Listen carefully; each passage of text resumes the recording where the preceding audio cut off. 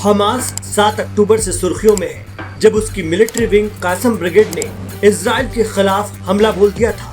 उसने इजराइल के 1400 से ज्यादा लोगों को मौत के घाट उतार दिया, जबकि 200 लोगों को बंधक बना लिया।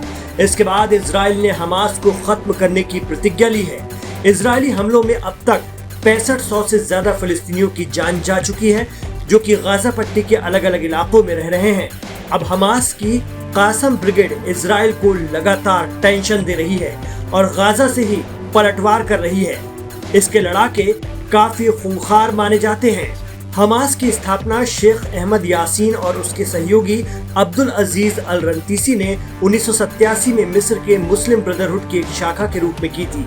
ये एसोसिएशन 2017 तक चला, जब हमास ने मुस्लिम ब्रदरहुड के साथ अपने संबंधों को खत्म करने का संकेत दिया।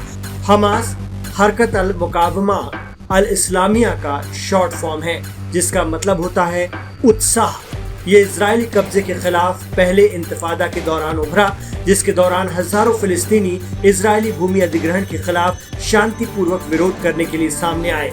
इसके बाद फिलिस्तीनियों ने पत्थरों का इस्तेमाल करना शुरू किया और कुछ समूहों ने छोटे हथियारों का सहारा लिया। हमास ने फिलिस्तीन को आजाद कराने के लिए सशस्त्र प्रतिरोध का समर्थन किया और 1993 के ओस्लो समझौते का विरोध करते हुए कहा कि इजराइल ने 1967 में कब्जा किए गए इलाकों पर अवैध बस्तियों का विस्तार करने के लिए समझौते का इस्तेमाल किया।